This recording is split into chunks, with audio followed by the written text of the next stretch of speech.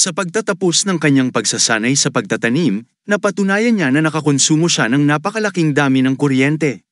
Ang dean ay tumawa at sinabing ang paaralan ay dapat mag-alaga ng talento. Pagkatapos ng lahat, tinanong niya si Jiu kung siya ay star isang ranker. Ngayon ang sagot ni Jiu ay alam niyang hindi. Nagulat ang dean, ipinatong ang kanyang kamay sa kanyang mukha at kalungkutan at sinabing tuturuan siya kung paano kontrolin ang kuryente. Sabi niya sa kanyang talento, hindi ito dapat maging problema. Sabi niya kay dean na siya ay isang ranggo ng 2 bituin. As of now hearing this, the dean stand up and said this is quite quick. Ayon sa kanyang pagtatansya, hindi siya dapat umabante sa isang 2-star rank. Sinabi niya na hindi siya nakatagpo ng anumang bottleneck, ang pagkakaroon ng masyadong maraming transcended genes ay nangyayari ng oras para sa elemental refinement. Sinabi ng dean na gusto niyang tingnan. May ilang sangay na lumilitaw sa paligid ng Jiu, sa palagay niya kapag lumitaw ang mga sangay na ito sa paligid niya. Sinabi niyang tila sila ay ganap na hindi nakikita, kahit isang sandali. Ilabas na parang sinasabi na hindi sila nagbabanta, pero medyo mabigat sila. Sinabi ng dean na ang kanyang gene ay lubos na aktibo ngayon, kaya naman lubos na pinabilis ang elemental refinement, idinagdag niya. Mayroong 2 dahilan para sa mga heightened transcended genes, mga aktibidad na nakikipaglaban sa mga halimaw, at matinding emosyon. Sinabi ni Jiu sa dean na medyo matindi ang kanyang emosyon ngayon. Sinabi ni Zinkun sa dean na siya ay kasing tigas ng tasa, ngunit ang kanyang dibdib ay may puso. Sinabi niya na ito ay hindi mahalaga. Pumunta sila doon upang ipakita ang kanilang pasasalamat sa institute. Idinagdag niya na gusto nilang hilingin ang paraan ng paglilinaw mula sa isang elemental na star chart dahil nilalayo nilang gawin siyang mag-evolve sa 3 bituin na transcender. Sabi ng dean, ang graduating pagkatapos ng 3-star rank ang makuha ng institute at pinag-iisipan na nila ito. Pagka-enroll pa lang, dagdag pa niya. Naghanda na ang institute ng angkop na star chart para sa kanya, sabi niya. Pero para sa kanya, iba, aniya, ang pagiging 2-star.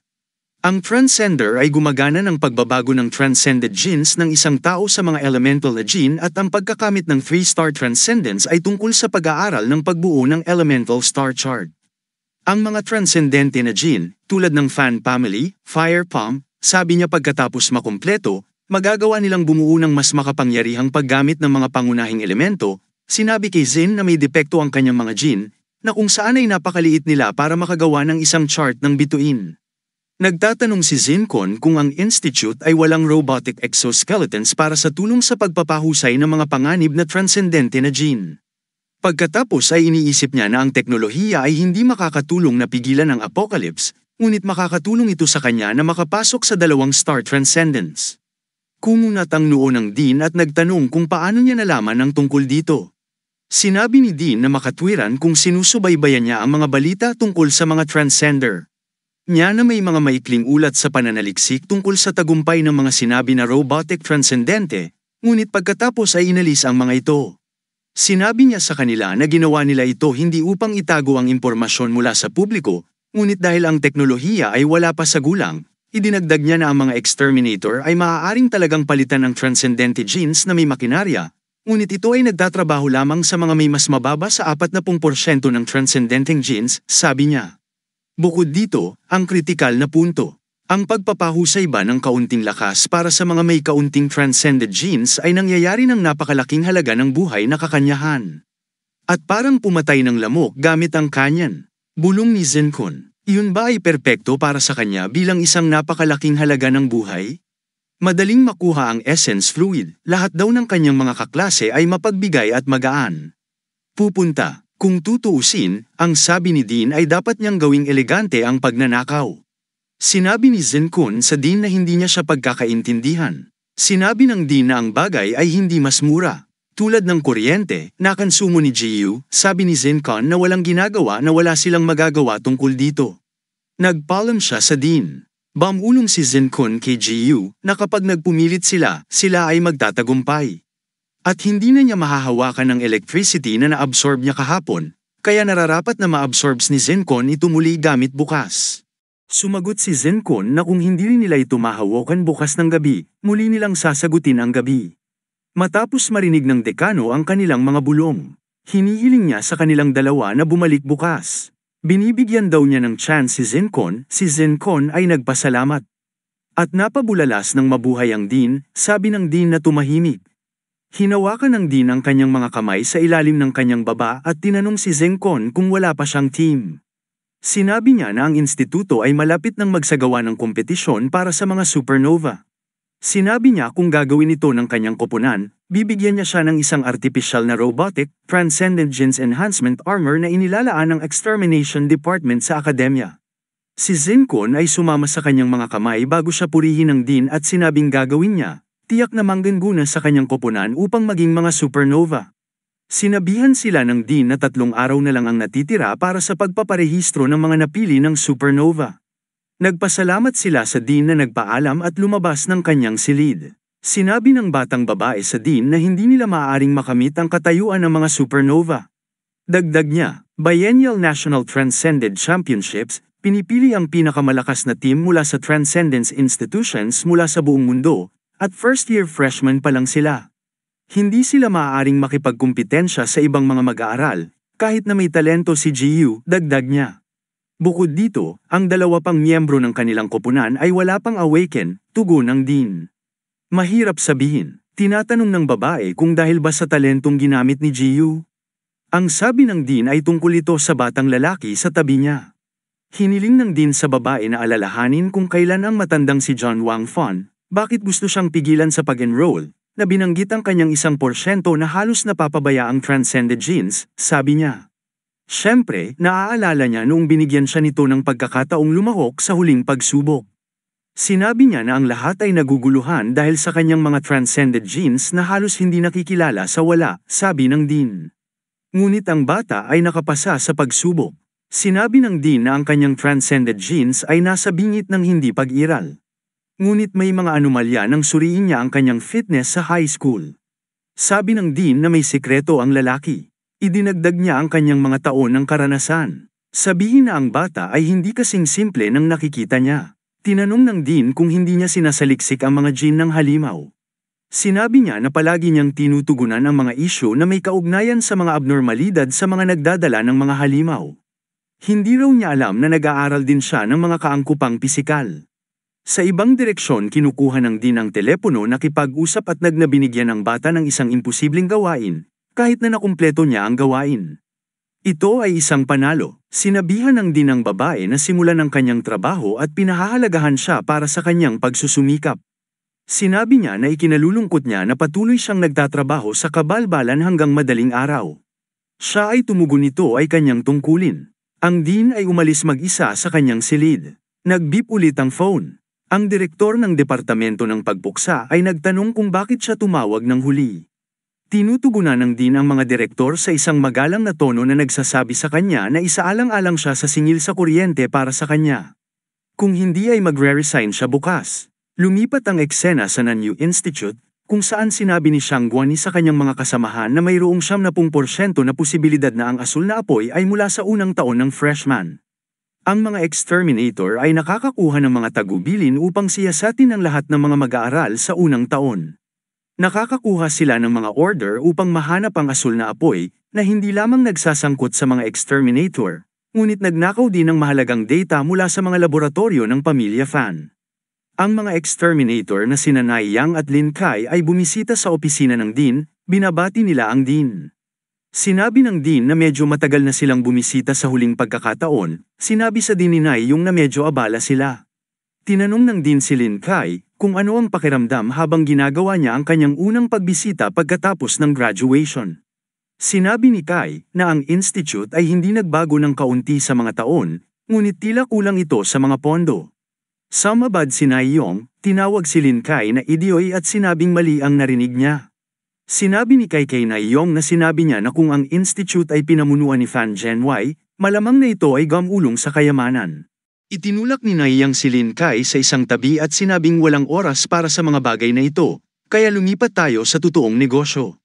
Sinasabi ng Dean na yon ang totoo. Anyway, magsalita ka na. Sinabi ni Nai Yang sa Dean Ching Kai na sa pagkakataong ito, bukod sa paghusga sa pagpili ng mga supernova, itinalaga rin sa kanila ang gawaing hanapin ang asul na apoy. Nagtanong si Chi kung bakit ang mga departamento ng pagpuksa na ang asul na apoy ay nasa kanilang academy. Si Naiyong ay humiling kay Lin Kai na magpatuloy at magpaliwanag.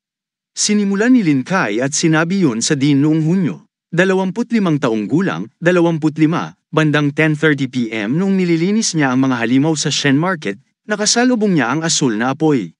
Pagkatapos ay tumayo siya at sinabing dahil sa isang hindi inaasahang sitwasyon, ang kanyang braso ay nakagat ng isang halimaw.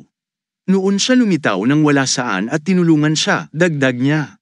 Pero sa hindi malamang dahilan, nawalan siya ng malay. Sabi niya nang magising siya, patay na ang mga halimaw. At sa kanyang manipis na ulap, nakita niyang sinisipsip niya ang itim na usok na iniwan ng mga ito. Sinabi ni Lin Kai na madilim ang ilaw kaya hindi niya makita ng malinaw ang kanyang mukha. Pero base sa overall judgment niya, masasabi niyang bata pa siya.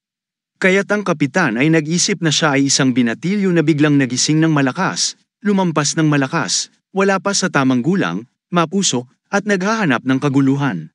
Dagdag pa niya, hindi pa siya nakakita ng ganoong antas ng haka-haka. Dagdag pa ni na yung hindi sila magmamadali kung ganoon lang. Kamakailan lamang ang kanyang pagtugis ng kaguluhan ay tumaas ng malaki. Sinabi niya kay Dean na iniulat kahapon ng Fan family ang muling paglitaw at pag-atake ng asul na flames sa mahalagang laboratorio na nagnanakaw ng kakanyahan ng buhay, na nagreresulta sa pagkamatay ng lahat ng personal na makatiis.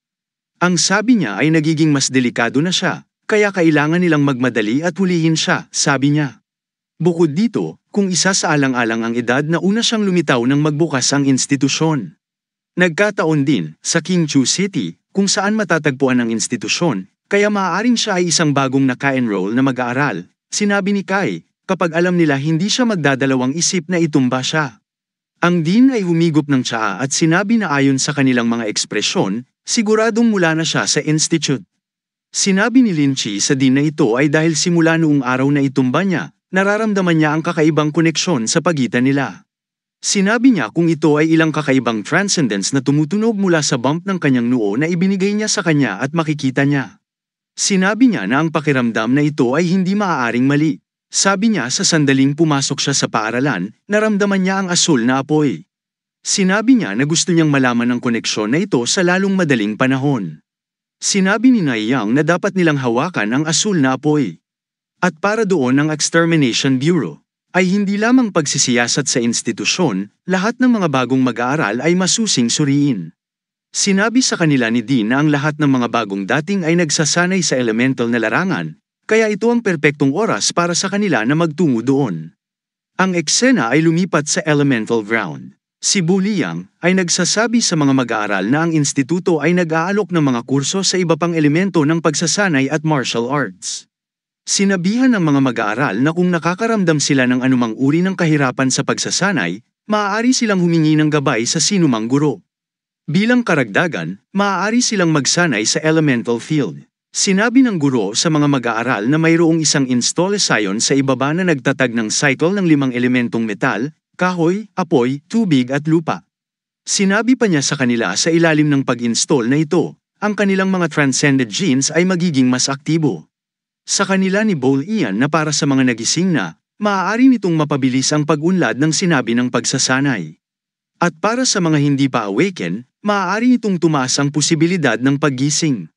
Sinabi niya sa kanila na mag-enjoy sa pagsasanay ngayon at kapag sa susunod na darating sila sa larangang ito, nasa ilalim sila ng pagsusuri. Hindi niya na iminumungkahi na dapat silang makahanap ng mga angkop na kalaban para sa sparring, dahil ang labanan ay palaging pinakamahusay na paraan upang mapahusay ang transcended genes ng isang tao. Hinihiling niya sa kanila na magsisimula ng pagsasanay. Pagkatapos ay tinawag niya sina Zin Kan at Jiu na pumunta sandali. Lumalayo sila kasama si Bo Liang ang mga batang lalaki mula sa pambubuli ng Alliance.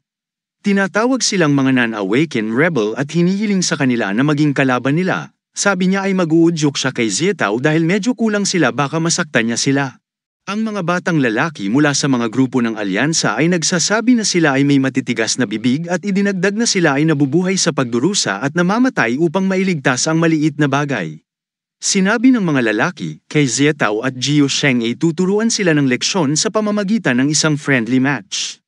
Nagtatanong sila kay Jiu Sheng at Jiu kung paano sila nang ahas na agawin ang kanilang mga mapagkukunan. Dapat nilang ibalik ang mga ito. Sabi nila hindi sila mapoprotektahan ni Zenkun palagi. Ipinatong ni Bo Liang ang kanyang kamay sa kanyang noo at sinabi kina Zenkun at Jiu na pumayag ang Dean sa kanilang mapangahas na kahilingan at kinuha nila ang walang katotohanan na misyon ng dekano. At ngayon ay inutusan siya ng Dean na tulungan ang kanilang koponan hanggat maaari. Kaya siya ang mentor ng grupo nila. Sa kasalukuyan, aniya, sa totoo lang, hindi man lang nila natutugunan ang mga minimum na kinakailangan para sa pagpaparehistro sa pagpili ng supernova. Sinabi niya sa kanila na ang pinakamababang criterion para sa isang leader ay ang pagkakaroon ng at least 3-star Rankins power. Sinabi niya na dapat silang magpasalamat sa Shangguangkui para dito, kung hindi, ang pamantayan ay magiging pareho para sa kanila, at hindi sila magkakaroon ng pagkakataon. Sinabi niya sa kanila noong araw nang sumali si Shangguangkui sa isang pangkat ng mga mag-aaral sa ikalawang taon sa kanyang unang taon kasama ang kanyang 2-star Transcendence Power. Natalo niya ang isang 3-star examiner. Simula noon, nagbago ang pamantayan. Para masundan nila ang halimbawa ng Shangguangkui at sumali sa isang pangkat ng mga mag-aaral sa ikalawang taon. Gayunpaman, ang pagkakaroon ng isang mababang halaga ng transcended genes ay maaaring gumawa sa kanya na hindi makasama. Sinabi ni Zenkun na hindi na kailangan yun. Maayos sila sa kanilang kasalukuyang mga miyembro ng koponan, si Bo Liang. Ibig sabihin, sa kanilang team, ang isa ay may pasanin na 3 upang magising at ang isa ay may 1% na mga gene. Kakaibang sensasyon ang nararamdaman ni Zenkun. Pakiramdam niya ay ito ang exterminator na may braso. Accidentally bitten off is here. Sa tingin niya ito ay isang kumpletong resonance sa pagitan ng magkaparehong transcended genes. Para maramdaman din niya, sa tingin niya ay hindi niya ito hahayaang matuklasan siya. Kaya kailangan niyang takpan ang kanyang transcended genes gamit ang kanyang Minster genes. Sinabi niya na kailangan niyang i-block ang koneksyon. Sinabi ni Bo Ian kay Zenkun na alam niya na ang prinsipyo ay nagbigay sa kanya ng Starry Sword na star chart, na maaaring theoretically magamit kahit na may mas maliit na halaga ng mga gene. Sinabi niya kay Zenkun na ang kanyang kakayahan ay medyo mababa, kaya hindi niya ito magagamit ng walang baluti. Sinabi pa niya sa kanya na kung wala ang Starry Sword chart, hindi niya maaaring manipulahin ang mga elemento batay dito. Idinagdag niya na hindi niya magagawa ang discarding yun, sabi ni Bo Ian, maliban kung maramdaman niya ang elemento ng ibang tao at gayahin ang mga ito. Kaya hayaan si Jiu ang maging kapitan ng pangkat. Magparehistro daw muna sila at pagkatapos ay pag-isipan kung ano ang maaari nilang gawin mamaya. Hiniling ni Bo Ian kay Jiu na tamaan siya ng lahat ng mayroon siya. Sinabi niya sa kanya na maaari niyang gamitin ang kanyang buong puwersa, ngunit ang pag-activate ay nangangailangan ng ilang sandali. Kaya pakihintay, nakita ni Bo Yang ang kanyang ekspresyon. Delikado at hiniling sa kanya na bumaril muna patungo sa langit. Sa kabilang banda, isang batang lalaki mula sa grupong Alliance ang umatake kay Jiu Sheng at nagsabing hindi siya mapoprotektahan ng kanyang pinuno magpakailanman.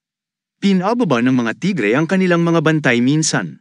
Kaya't paano kung mayroon silang 75% mga gene, samantala, ang kanyang kapangyarihan patungo sa langit, at isang nakasisilaw na liwanag ang lumabo sa paningin ng bawat isa. Nang makita ito, sinabi ng mga Alliance boys na yumuko sa paghanga at aminin na naliwanagan. Handa na raw ang kanilang resources na paboran si Jiu Sheng bilang kanilang pinuno. Ang mga mata ni Jiu Sheng ay kumikinang sa paghanga, at sinabi niyang ang kanyang kasama ay kahanga-hanga. Tinanong ni Jiu si Bo Liang kung katanggap-tanggap ang kanyang kapangyarihan. Tiyak na sinabi ni Bo Yang na sa bandang huli ay iniisip ni Bo Yang na siya ay isang demonyo, kahit na siya ay medyo mabagal, ngunit makakamit niya ito ng malaki sa pamamagitan ng pag-asa sa mga elemental na pagsabog. Iniisip pa niya na kung gagawin niya ang chart na ibinigay ng Dean, maaari siyang maging nuclear plant ng tao. Tinawag ni Secretary Yang si Bo Yang sa isang tabi saglit. Tinanong ni Jiu si Zenkun kung okay lang siya. Pagkaraan si Bo Yang ay tinatawag ang lahat ng mga mag-aaral at hinihiling na magtipon ang lahat. Ang mga estudyante nagbubulungan kung ano ang nangyayari. Malapit na, sinabi ni Naiyang kay Lin Kai na iniwan niya ito sa kanya at tinanong kung natagpuan niya ang taong yun. Sinabi sa kanya ni Lin Kai na siya ay narito, ngunit ang resonance ay nawala ngayon, idinagdag niya, kahit na mahahanap niya pa rin siya. Samantala, lumalabas ang metal mula sa itaas. Pinag-isipan ni Lin Kai ang nangyari 2 buwan na ang nakakaraan. Bumalik ang eksena sa nakalipas na 2 buwan, kung saan nagtanong si Lin Kai sa isang exterminator tungkol sa sitwasyon. Kinilala siya ng exterminator bilang isang kapitan sa pamamagitan ng kanyang uniforme at ipinaalam sa kanya na hinikayat ng bise-kapitan ang lahat ng mga halimaw na tumakbo pababa ng gusali, upang hindi nila saktan ang mga sibilyan. Hiniling niya sa exterminator na ihatid ang kanyang utos sa bise-kapitan na lumikas sa gusali. Ipinaalam ng exterminator sa bise-kapitan na ang kapitan mula sa kabilang distrito ay nag-utos sa kanya na lumikas sa gusali. Nagtataka ang exterminator nang makita niya si Lin Kai na kumukuha ng bakal sa paligid niya. Nakita niya itong nagdodrawing. Ang mga gusali ay mga bar at iniisip kung paano siya tila gumagamit ng marami. Lakas ng kaisipan, nagtataka siya kung paano niya minamanipula ang 1,000 pounds na may ilang gramo ng puwersa. Pagkatapos ay gumamit si Lin Kai ng napakaraming sword strike at gumuho ang gusali. Sigaw ni Na Yong, "Who the hell bombed the building?" Sinabi niya na wala siyang pakialam kung saang distrito nanggaling ang kapitan. Pagbabayaran niya ito, dumating si Lin Kai at binusog ang vice captain. Ipinakilala niya ang kanyang sarili bilang bagong dating sa tungkulin. Tinanong siya ni Na Yong bakit naka-captain coat siya. Nakasuot lang daw siya ng ordinaryong jacket na may taas na 280 centimeters ang aura. Bumalik ang eksena sa kasalukuyan. Naalala ni Na Yong ang nakaraang karanasan at pinayuhan si Lin Kai na huwag gumawa ng gulo. Sinabi niya na kung sisirain niya ang 5 elemento ng pagbuo, siya at si Lin Kai ay magiging alipin sa susunod na 20,000 taon upang mabayaran ang utang. Tinawag niya ang vice captain na stubborn at sinabing may sapat na metal na nakatago sa loob ng plaza. Pagkatapos ay naisip niyang muli ang kanyang kapangyarihan ng metal ay napapansin ng mga estudyante ang mga metal na espada sa kanilang mga ulo. Tinatanong nila kung ano ang gusto ng exterminator. Nagtataka sila kung itinuturing niya silang mga halimaw. Sa tingin ni Zenkun, nararamdaman niya ang metal na nakatago sa kanyang katawan. Sinabi niya na inilalagay ni Lin Kai ang kanyang metal sa loob ng mga ito upang pilitin siyang palabasin. Pakiramdam niya ay nahuhubad na ang kanyang transcended genes. Sa palagay niya ay maaaring sugpuin sila ng kanyang mga monsters genes, bagaman iniisip niya. Hindi ba niya magagamit ang kanyang transcended genes? Hanggat ang pandak na si Lin Kai, iniisip niya kung sino ang makakagarantiya na ang naramdaman niya ay ang asul na apoy na lalapit sa kanya. Hinihiling niya sa kanya na huwag maging reckless at panatilihin ang distansya mula sa kanya. Sinabi ni Lin Kai na natagpuan niya ang asul na apoy. Sinabi ni Zenkun na oras na upang subukan ang kanyang kakayahan sa pag-arte. Sa tingin niya ay freshman lang siya na walang alam. Sinabi ni Lin Kai kay Zenkun na ipinaaresto niya siya sa utos ng mga exterminator dahil sa pag-atake sa isang exterminator at pagsabutahe sa fan family. Nagtataka si Jio Sheng kung ang kanyang big brother ay ang asul na apoy. Sinabi ng isa sa mga mag-aaral na siya ay nakikita ang listahan ng pinaka-pinaghahanap dati. Paano magiging si Zenkun yun? Sabi ng isa pang estudyante. Nakakainis si Zenkun. Sabi ng isa, hindi ba ang asul na apoy ay isang katangian ng apoy ng transcendente? Sabi ni Zenkun, tama ba? Siya ay isang metal attribute transcender. Habang nasa kaibuturan, iniisip niya na kitang-kita niya ang paggalaw at istruktura ng mga elementong ito.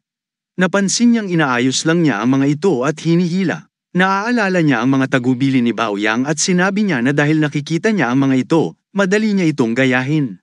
Sa tingin niya ay gagamit lang siya ng kaunting elemento ng metal. Pilit niyang inaalala ang sinabi ni Lin Kai tungkol sa Metal Fourth, isang bagay na sinasabi niya sa kanyang sarili na napaka-chumbi ng parirala. Tinatawag niya ang Celestial Star Strike Sword at bumuo ng Sword of Metal. Napansin niyang na gumamit siya ng teknik mula sa Myriad Sword Chart na maaaring gamitin sa kaunting elemento. Iniisip niya kung natutunan niya lang ito sa pamamagitan ng pagmamasid kay Lin Kai. Sinabi niya na ito ay hindi isang bagay na matututuhan ng isang tao sa pamamagitan lamang ng panunood. Sinabi niya na wala man lang siya ng napakaraming Star Sword Shot. Hindi niya dapat magagawa iyon. Sinabi ng malapit ng batang yun kay Lin Kai na ang asul na apoy ay isang katangian ng apoy, trans. Habang ang batang lalaki ito ay ang katangiang metal transcender. Tumugon si Lin Kai na ang kanyang senses ay hindi maaaring si magkamali. Sabi niya ang paggamit ba ng apoy ay nangangahulugan na siya ay may fire attribute. Lumilikha siya ng apoy sa hangin at sinabi na sa pamamagitan ng paggamit ng kaunting kasanayan, ang isang metal, ang isang Tibet transcender ay makakalikha rin ng apoy. Sinusubukan niya ang kanyang kakayahan sa matinding bilis at lumilikha ng fire flame. Pagkatapos ay sinubukan niya ang kanyang pamamaraan ng pagsunog ng mga bituin upang lumikha ng nagniningas na mga talam ng metal. Sinabi ni Bo Liang na maaari rin siyang mag-apoy ng isang espada habang pinagkadalubhasaan ang esensya ng Myriad Sword ay nagsisimula. Sinabi ni Bo Liang na tila mas lumalakas pa ang kontrol ni Lin Kai pagkatapos ng graduation. Iniisip niya ang isang tao na may mga katangiang metal at talagang lumikha ng apoy.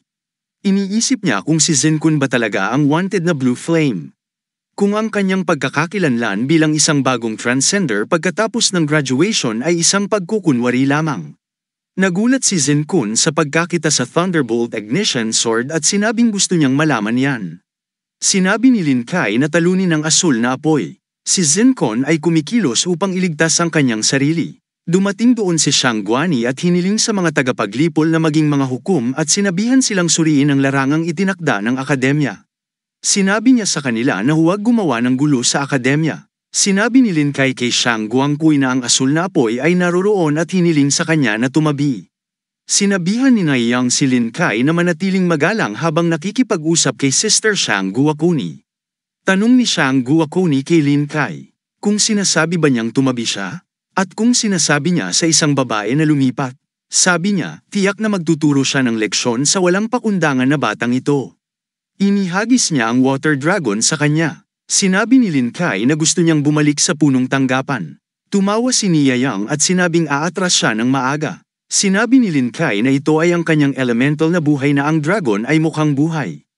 Iniisip niya kung si Shang Guangqui ay malapit ng umakyat upang maging isang maalamat na 5-star rank transcender. Sabi niya ang isang sampal mula sa kanya ay malamang na tumama sa isang 3 bituin na katulad niya hanggang sa mamatay.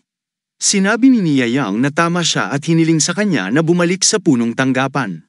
Sinabi ni Lin Kai kay Shang Guangqui na hihilingin niya ang 17 hanggang 18 sa kanyang mga kasamahan mula sa punong tanggapan para harapin siya. Naalala ni Shang Guangqui ang kanyang pakikipag-usap sa dekano nang sabihin ng din kay Shang Guangqui na pabagalin ang kanyang sobrang flamboyant na personalidad. Sinabi niya na ito ay magliligtas sa kanya mula sa mga pag-urong sa mga interpersonal na relasyon, kabilang ang mga usapin ng puso. Tinanong niya ang dean kung ano ang ibig niyang sabihin sa mga bagay ng puso. Natahimik siya nang maalala ang payo ng dean. Tinanong niya si Lin Kai na kung ang asul na apoy ay isang katangiang metal na nakatago sa langit, kung gayon bakit hindi niya ito nakita sa oras na yon. Sinabi ni Shang Guangqui na sinusubaybayan niya ang campus ng gabing yon. Nang nawasak ang laboratorio ng Fan family at walang lumabas sa paaralan ng gabing yun. Habang si Kun Po, inosente, hinawakan ni Naiyang si Lin Kai sa leeg at sinabing sila ay nagkamali. Dinala niya si Lin Kai at hiniling sa kanya na maghanda para sa supernova selection. Naghiwa-hiwalay ang mga estudyante ng nova selection mula sa lupa. Tinawag ni Zenkun si Shang Guangqui mula sa likuran at sinabing nakakapagod para sa kanya ang pagsubaybay sa lahat ng mga estudyante. Dahil medyo malawak ang institute, sabi niya, sino ang may oras para sa pagsubaybay araw-araw? Inilagay niya ang kanyang braso sa dibdib ni Zenkun at sinabing, ayon sa kanyang pangunawa sa lalaki, hindi siya mukhang bad boy. Umubo si Jiyu at sinabing malaki ang pag-asa niya kay Sister Shang Guangqui. Hinawakan ni Shang Guangqui ang kanyang mga kamay at hiniling sa kanya na mabilis na linangin ng isang 3 at 4 na star ranker transgender upang maalis nila ang lahat ng mga scumbag sa mundo. Umalis siya at sinabi na umaasa siyang lahat sila ay mag-aaral ng mabuti. Sinabi ni Sheng sa kanila na may mga alingaw-ngaw na si Shang Guangqui ay nakatagpo lamang ng mga scumbag sa mga relasyon. Idinagdag niya na ang kanyang paghuhusga sa mga lalaki ay medyo kakilakilabot. Sinabi ni Jiu na siya ay lubos na tumpak. Hiniling ni Zenkun na magdala ng silid. Ngayong gabi, sinabi niya sa kanya na maghahanda siya ng isang espesyal na pagkain para sa kanila, at sumang-ayon si Jian Xing. Pinagmamasdan sila ni Bo Liang at sinabing hindi nagbibiro ang koponan. Kapag sinabi nila na gusto nilang lumahok sa kompetisyon ng supernova, sinabi niya na hindi kasama ang 39% at 41% na hindi pa nagigising na talento ni Jiu at ang dark horse na si Zenkun ay darating. Bagaman, hindi malamang na manalo, may posibilidad na sila ay lalabas sa unang round. Lumipat ang eksena sa registration room para sa supernova competition. Ang sabi ng isang kalbong matabang lalaki ay nagtuturo sa iyo na ang koponan na kanyang pinamumunuan sa pagkakataong ito ay ang mainit na paborito para sa kampyonato. Sinabi niya na hindi ganoon at idinagdag na ang batang babae sa kanyang koponan ay malapit nang maabot ang ranggo ng 4 na bituin. Ang isa sa kanila ay nagsabi na ang iba pang mga miyembro ay hindi pa naabot ang marka. Ang isa pa ay nagsasabi na hindi siya magpapatalo tungkol sa mga lihim ng kanyang koponan. Samantala, tinanong ng isa sa kanila ang iba kung narinig nila na personal na hiniling ng punong guro na manguna sa isang koponan sa unang taon sa kampyonato. Ang isa sa kanila ay nagtatanong kung ang mga mag-aaral sa unang taon ay kwalipikadong magparehistro. Pumasok si Bowl Ian sa silid at sinabi sa iba na maganda ang panahon ngayon at hiniling sa kanila na makipagpustahan ngayong araw. Lumipat ang eksena sa detri ng mga paaralan. Sinabi ng isa sa mga miyembro ng Alliance team kay Jiao Shang na maswerte siya na gustong i-recruit siya ng fan na si Shishi at ang kanyang kapatid sa ika-4 na team ng fan family. Tinanong niya siya kung alam niya ang mga alok ng fan family sa benepisyo na kinabibilangan ng 1,000 vial ng buhay. Ang kakanyahan ng bawat taon ay kasing dami ng banded Zengon na ninakaw mula sa kanila. Sinabi niya na siya at ang kanyang kapatid na babae ay maaaring gumamit ng 2 vial bawat araw, sabi niya. At may isa pang balita para sa kanya, isang bagay na napakalaki, na lampas sa kanyang mga pangarap. Makakaharap niya ang isang tunay na benefactor para akitin si Jiu Sheng. Sinabi niya sa kanya na ang young master fan ay may isang paraan ng paggising na higit niyang kailangan. Iniisip ni Jiao Shang ang paggising. Sinabi ng bata na ang paggising ay ang magandang kapalarang nakuha ng kanyang mga ninuno.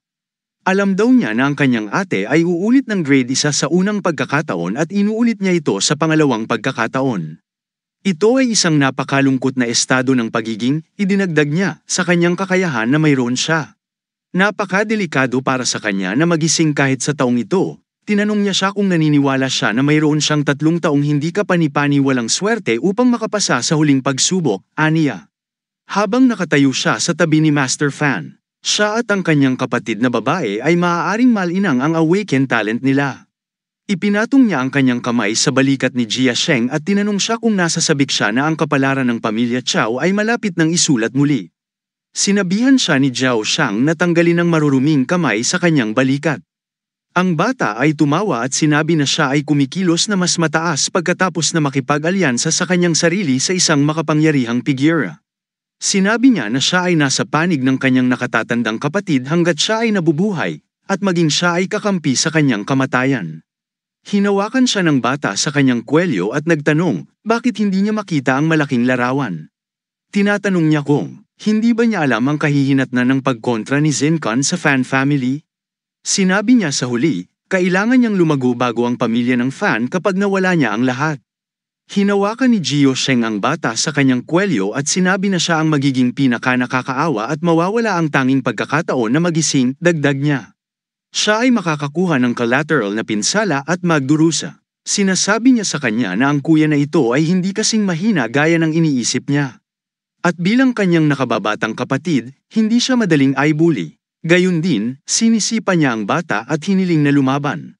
Kung mayroon siyang lakas ng loob, tatanungin siya ng batang lalaki kung nananatili siyang matigas ang ulo. Pinagbantaan ni Jiao Sheng ang bata at sinabing hindi niya alam kung ano ang mangyayari sa kanya kapag natutulog siya.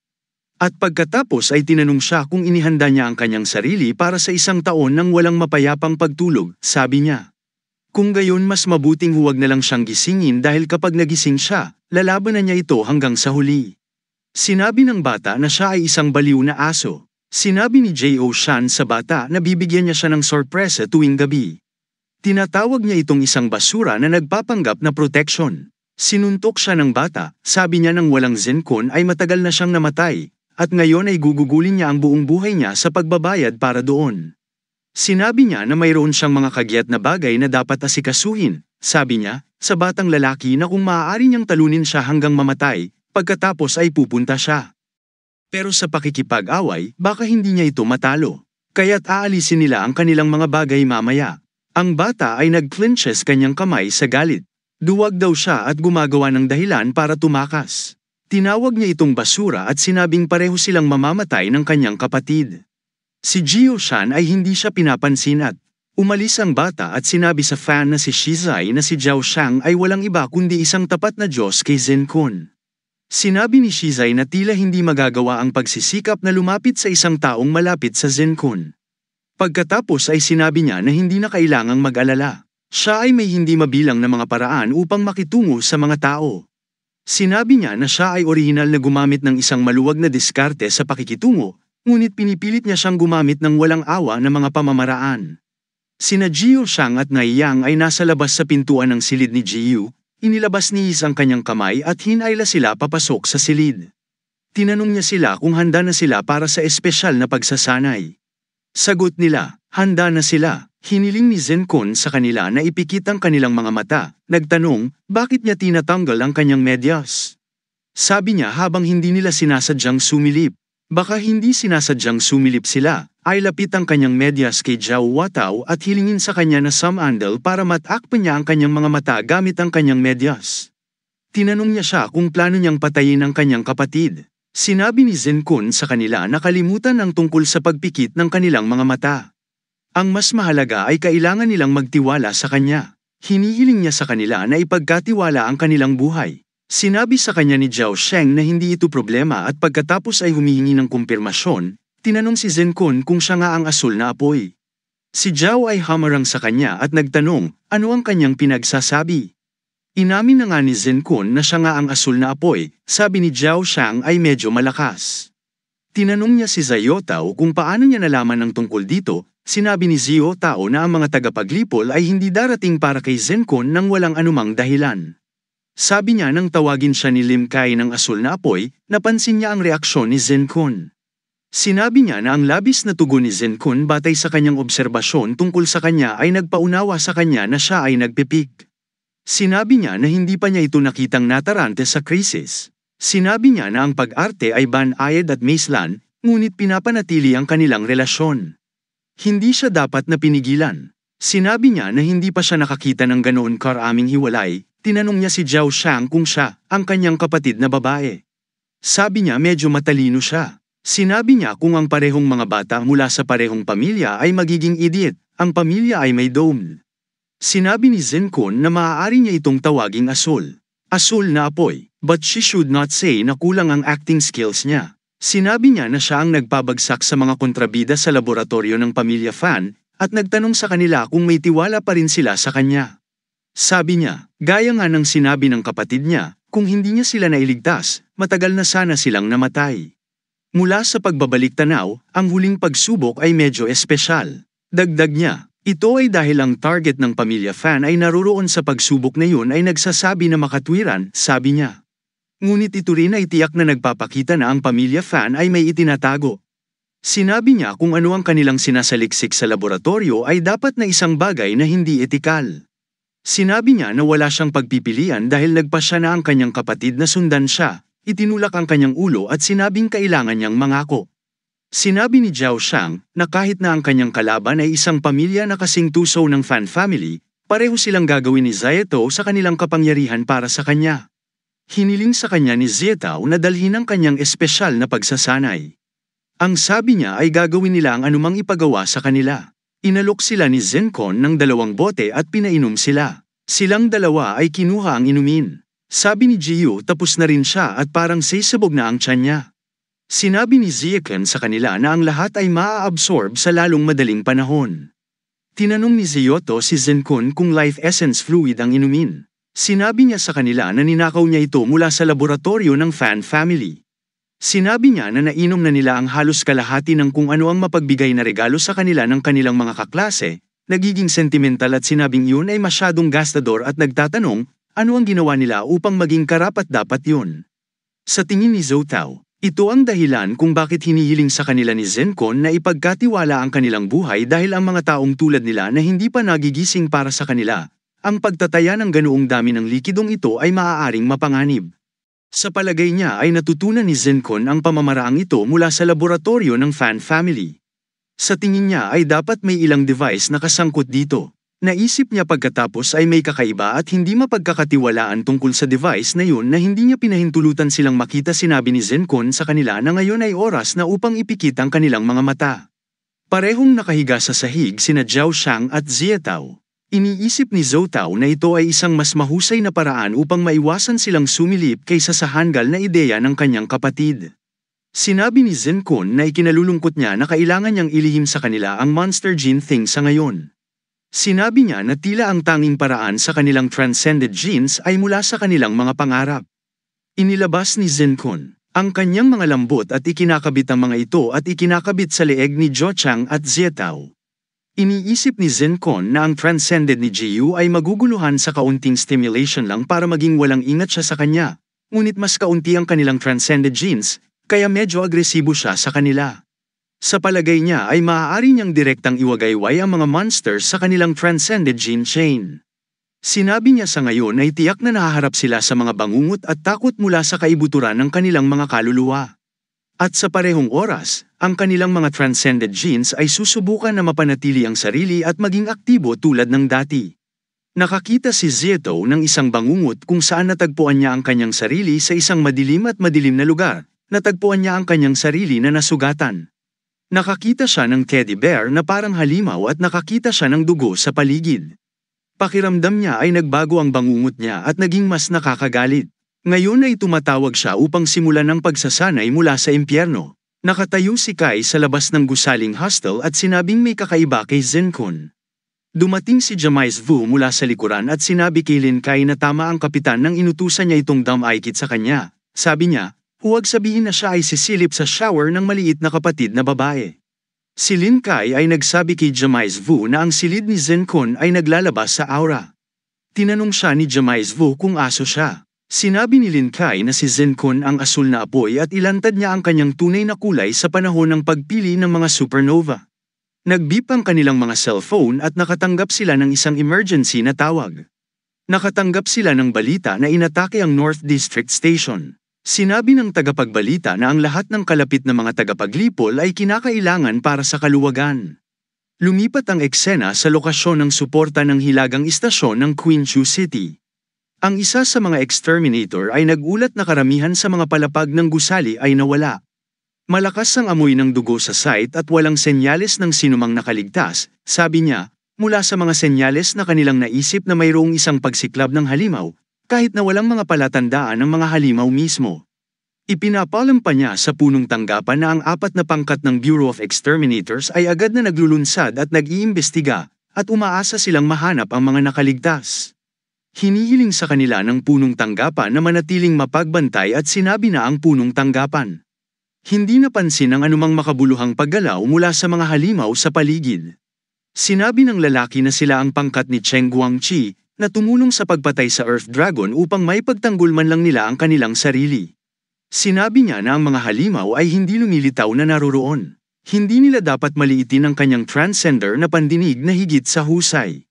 Pagkatapos ay may naramdaman siya at sinabing may kakaibang tunog na naglalabas mula sa layo na 1000-800 o maaaring 400 meter.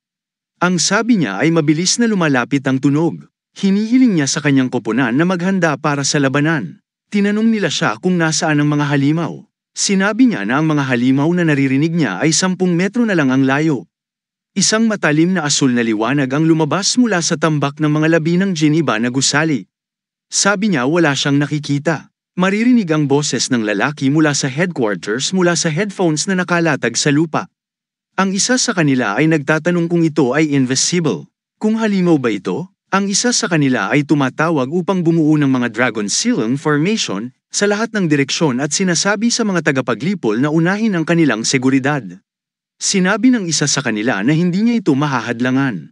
At idinagdag ang hindi nakikitang halimaw ay tila isang halimaw sa ika-4 na baitang ang naglapat ng kanyang Mercury Trap eruption sa pamamagitan ng pagsasakripisyo ng kanyang dugo at pagbuo ng isang bilangguan ng dugo sa buong paligid. Sinabi ng isa sa kanyang kasama na hindi niya dapat gawin ito. Kailangan lang nilang kumapit ng ilang oras. Ang punong tanggapan ay naglabas na ng abiso sa lahat ng kalapit na mga tagapaglipol at sila ay darating sa lalong madaling panahon. Sinabi niya sa kanyang koponan na makinig ng mabuti at sinabi na ang kanyang kulungan ng dugo ay hindi magtatagal. Ang halimaw ay maaaring maging invisible at ang halimaw ay nasa pinakamababang pang-4 na yugto. Sinabi niya na hindi sila tatagal hanggang sa dumating ang isa upang iligtas sila, at kahit na gawin nila ito ay maaaring maging hatol ng kamatayan para sa kanila. Sabi niya hindi na siya makakatagal pa. Hiniling niya sa iba na sumama sa kanya dahil nilinang nila ang parehong star chart. Sinabi niya kung sasama sila sa kanya sa kulungan ng dugo, kung gayon maaari nilang mailigtas ang buhay ng kanilang kapitan, sinabi niya na lagi niya silang pinuprotektahan. Ngayon naman ay protektahan siya. Hiniling niya sa kapitan na sumuko at sinabing wala na siyang kapangyarihan kapag nagsama-sama silang lahat. Hiniling ng kapitan na huminto sila at makinig sa kanya. Sinabi nila na siya ang kapitan at kailangan niyang manatiling buhay. Kung hindi, lahat sila ay mamamatay. Itinapon nila siya sa tabi upang iligtas siya at hilingin sa kanya na ipaalam sa punong tanggapan na magpadala ng mga eksperto para sa tulong. Sabi nila, huwag hayaang mawala ng saysay ang pagkamatay nila. Sinusubukan ni Kapitan Song na makakuha ng katatagan. Nakita niya ang mga exterminator na bumubuo ng spiral sa hangin at sa tingin niya ay mapoprotektahan niya siya kung siya ay isang malakas na tao. Kinuha niya ang kanyang cellphone at sinabi na kailangan niyang makarating sa isang ligtas na lugar at ipaalam sa punong tanggapan. Nararamdaman niya ang mga katulad na boses sa malapit. Napag-alaman niyang marami pang hindi nakikitang halimaw. Doon ay iniisip na ang kanilang bilis ay hindi kasing bilis ng dati dahil sila ay nakasunod sa likuran. Nagtataka siya kung saan nanggagaling ang lahat ng mga halimaw na ito at sinabing napakaraming nangyayari sa misyon. Sinabi niya na walang oras upang makahanap ng ligtas na lugar. Dapat niyang ipaalam kaagad sa punong tanggapan.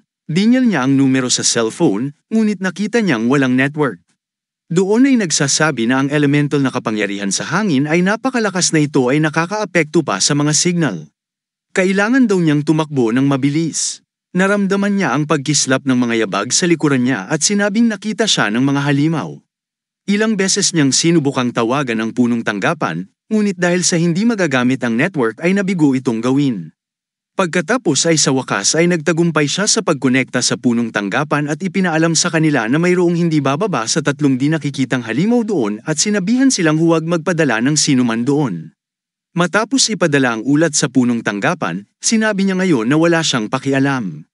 Kahit na siya ay mamatay, sinabi niya na maaari niyang madama at pagkakataon para sa paggising ng mga elemental na gene at muling pagsilang ng buhay. Sabi niya pagkatapos ipadala ng punong tanggapan ang impormasyon ang pinakamabilis na dumating dito ay dapat na si Xiang Guangko.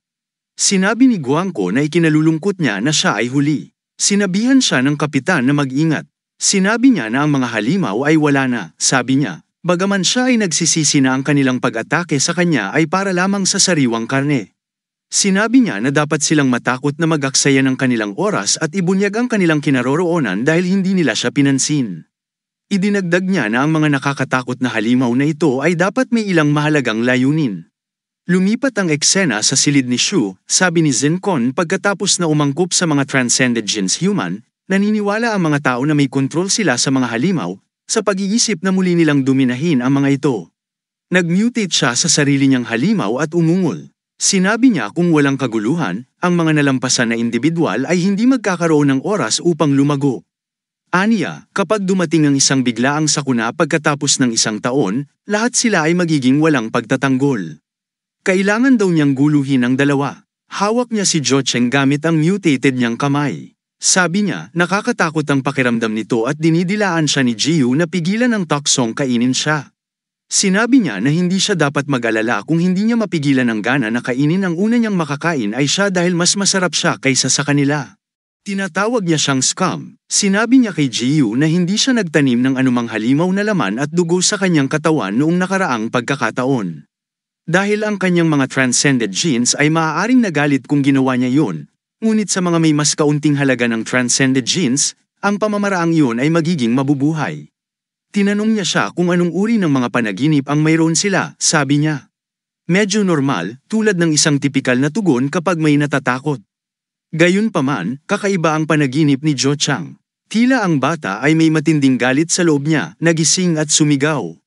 Papatayin niya ang isang tao. Binati sila ni Zincon at sinabing nagising na sila. Pareho silang nabigla nang marinig na muling naging sentimental si Zhao Xiang at sinabing hindi niya malilimutan ang kanyang napakalaking kabaitan at naging kanyang kalasag. Yumuko siya sa harap ni Zincon. Sinabi ni Zincon na malayo pa siya doon at sinabihan siyang mag-level up ng mabilis. Sinabi niya sa kanila na may iniwan siya sa kanilang mga katawan na naglagay sa kanilang transcended gene sa isang berserk state. Hinihiling niya sa kanila na isipin na sila ay kakainin at ang kanilang adrenaline ay surge, na naglalagay sa kanila sa isang nakatutuwang survival mode. Nagtatanong kung ina-activate ba nito ang kanilang transcended genes? Ganito ang sinasabi ni Zincon. Sabi niya, 2 linggo na lang ang natitira para sa mga seleksyon ng supernova. Sa loob ng linggong ito, pareho silang kailangang i-upgrade ang kanilang sarili sa 3-star rank, idinagdag niya sa kanilang kasalukuyang estado ng pagkatao. Hindi ito mahirap para sa kanila. Upang maging 2 bituin, sabi niya, hanggat ang chart ay nababahala upang mag-upgrade sa 3 bituin, siya at si Jiu ay makakakuha nito mula sa Dean.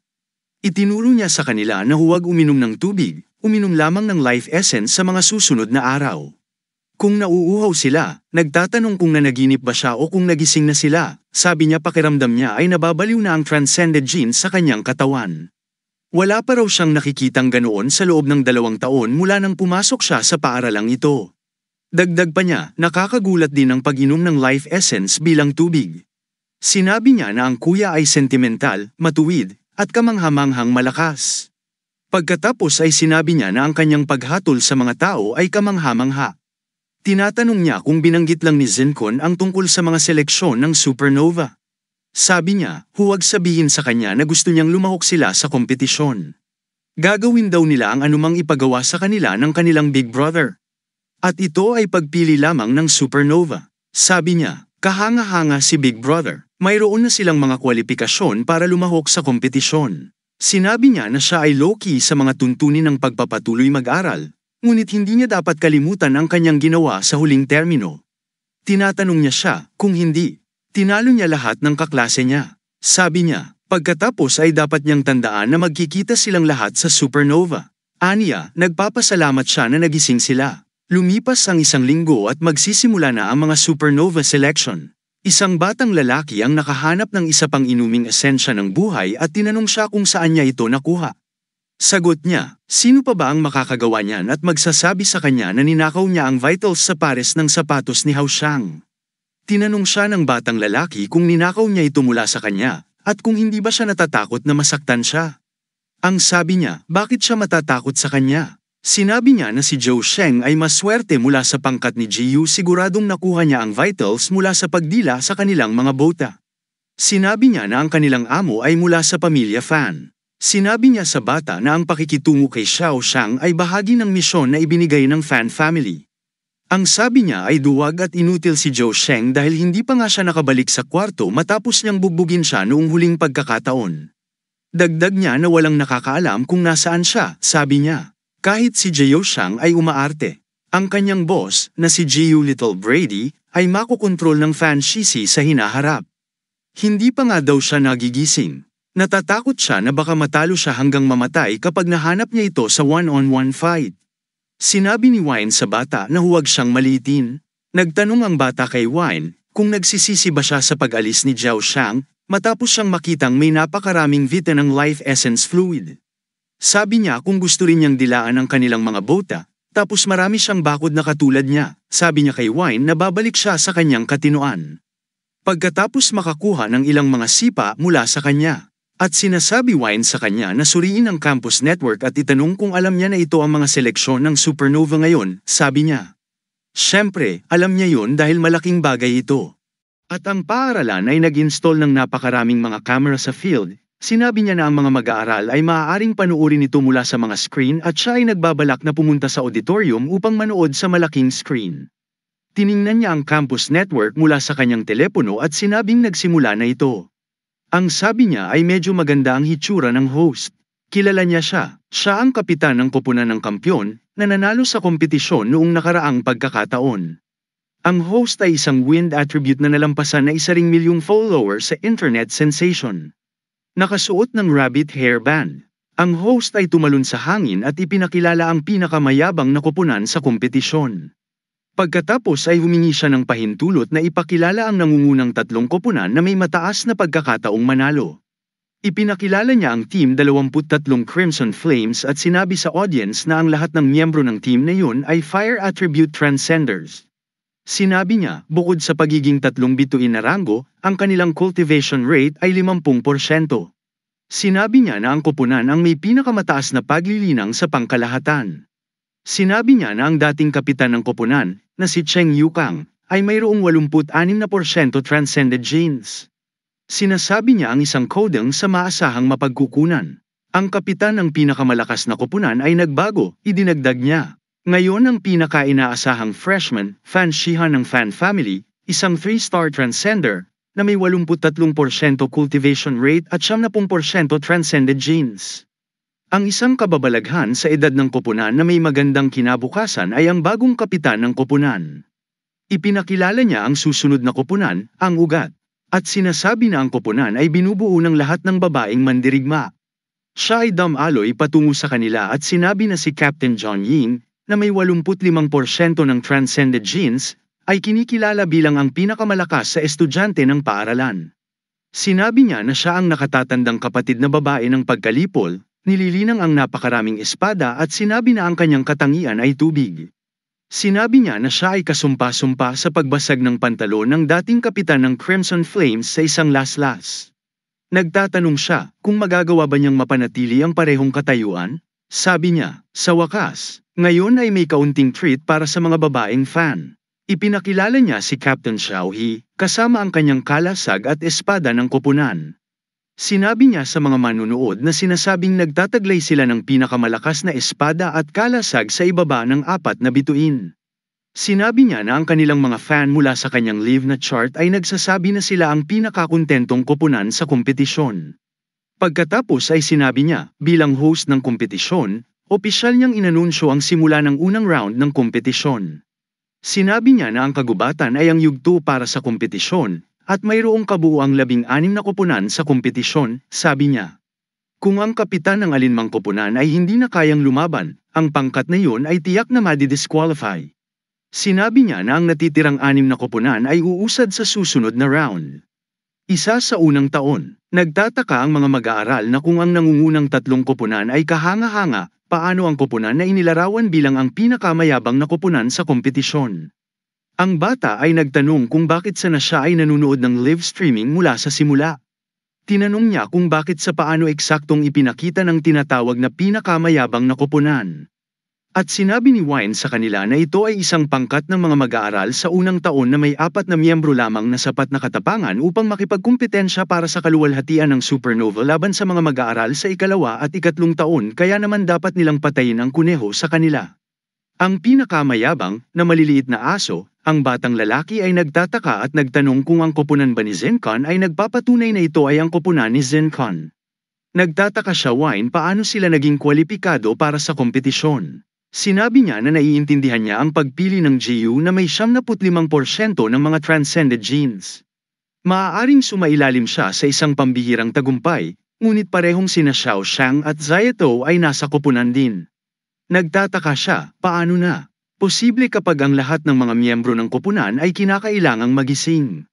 At sinabi ni Wine, nagising na sila? Sumasagot siya kung ano ang mahalaga. Kahit na nagising siya ay tumagal siya ng 2 taon upang magising at nasa kanyang awa pa rin siya na may lamang 33% ng transcended genes.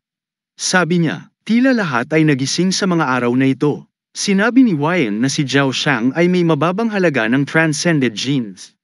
Ipinagpatuloy niya ang kanyang pag-aaral sa loob ng 2 taon, ngunit ang ibig sabihin nito ay buong 2 taon na siya doon. Sinabi niya na nag-aaral siya sa paaralan sa loob ng 2 sunod na taon at tinanong siya kung alam niya kung anong uri ng mga kurso ang inaalok nila sa paaralan. At sinabi sa kanya ni Wine na hindi lamang nilalampasan ang mga kaugnay na pag-aaral sa transgender, pinag-aralan niya ang bawat kurso ng masigasig na parang nakasalalay ang kanyang buhay. Sa ibabaw nito, sinabi sa kanya ni Wine na baka hindi niya kilala ang lahat ng estudyante noong nakaraang taon ay tinatawag nila siyang kapatid Zhao Xiang sa tuwing makikita siya.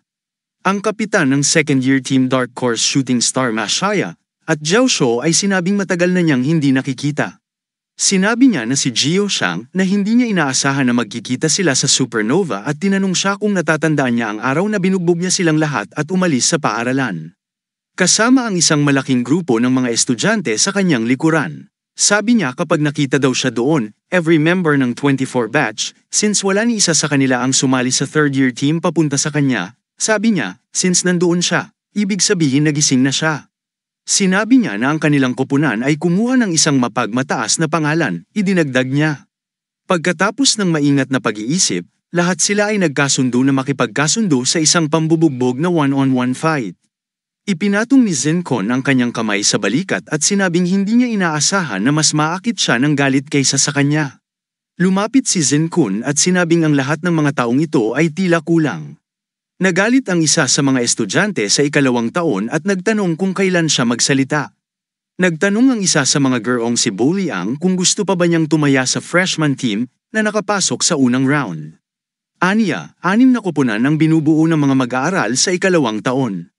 Sila ay kabuuang 30 katao. Lahat ng mga guro ay tumaya na ang mga mag-aaral sa unang taon ay hindi makakapasa sa unang round. Nagtatanong ang isa sa kanila kung kaya niyang harapin. Ang kahihinatnan niyan, sagot ni Bo Yang, syempre kaya niya. Tinanong niya si Bo Yang, ano ang kahulugan ng pangalan ng koponan na kanyang pinipili.